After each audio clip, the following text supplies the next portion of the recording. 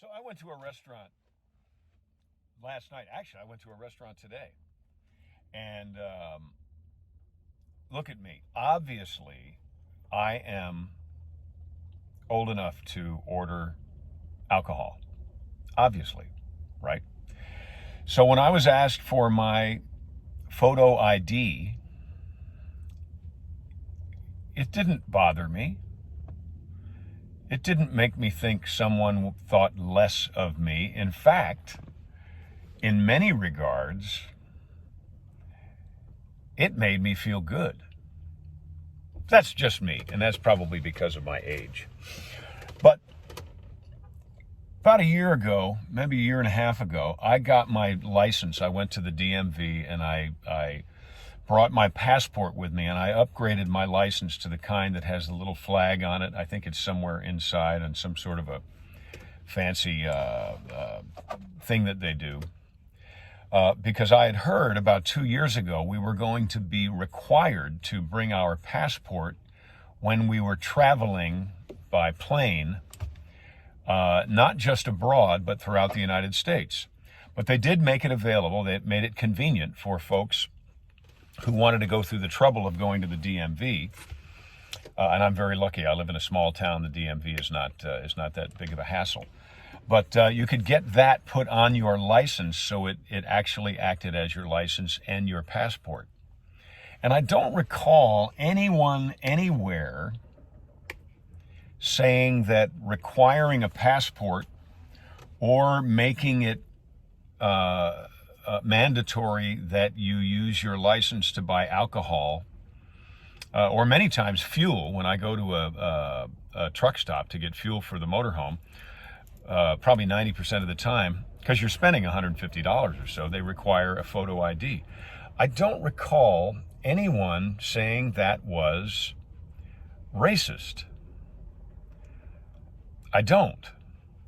And now, this, as far as I know,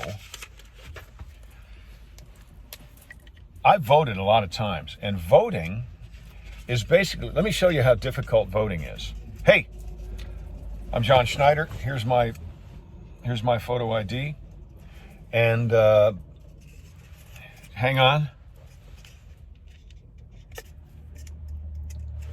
Here's my vote.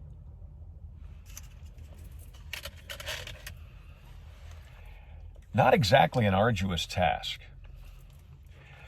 So, in keeping with my last post, there are now people who are saying that requiring a government-issued photo ID in order to prove who you are, in order to vote for those who are running or responsible for expressing our collective opinions in our local and federal government, requiring proof of who you are is racist. I don't get it. I don't understand why people think that any people, regardless of your skin pigmentation, are what are they saying? Like a measurable demographic that does not have a federal photo ID, i.e., driver's license. They're trying to make you believe that's true. Personally, I think that very statement, well, that's racist, because everyone knows that this certain demographic doesn't have photo ID. Now, I don't know if they're talking about yellow people or red people or white people or black people. Whoever they're talking about, it's an insult. It is an insult. So I am choosing, and also, by the way, if you can't make it to the polls, I understand that. There are ways that you can get a mail-in ballot for whatever election it is. There are ways to do that. and there have been for a long time. I have done it. I have voted that way many times because many times I'm out of the state. I'm out of where I live, so I have to absentee ballot. That is something that you do when you must. Okay? I do not believe that is something you do because voting is inconvenient. Voting is the single greatest privilege that we have in this country. Freedom of speech, very important. Freedom of the press, very important. Freedom of. Second Amendment rights, very important. However, at the top of all of that is our right and our obligation to vote. And part of that process is taking the time to show up at your polling place, if at all possible, so that you can participate in the single greatest freedom we have in this country. Those who oppose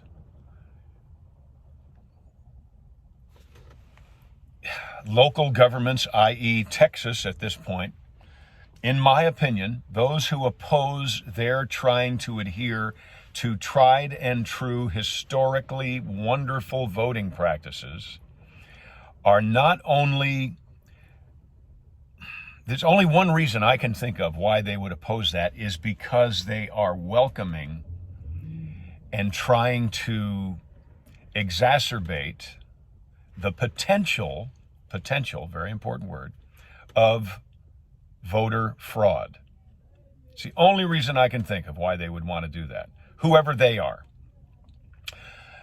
And when you do that, just like when a government starts to print trillions of more dollars, every time a government prints $1 trillion or a single dollar, it devalues the dollar you have in your pocket.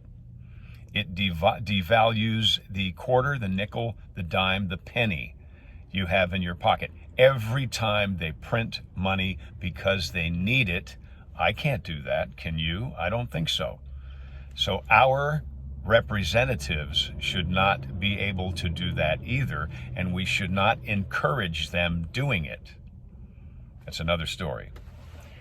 We used to have a thing in our house called daddy dollars, and I explained how inflation worked. So back to the other. We've had a system of voting for a long time. It's worked. We have an electoral college for a reason. Now, those regions, we have it for a reason. So I used to say this before all this mess happened. If you don't vote, don't complain. Okay? So if you are too busy to vote, if you're too important to vote, and then you miss the point.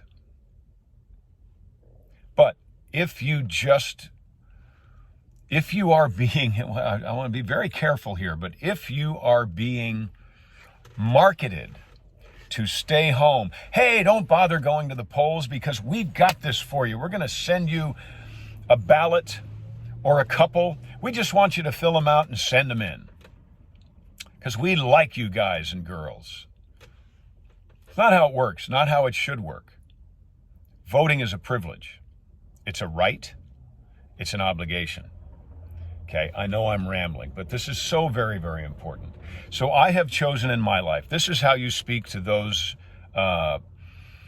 in power that you disagree with. Number one, by voting, you vote people in, you vote people out. That's a big power that we have because they are our representatives. We are not theirs.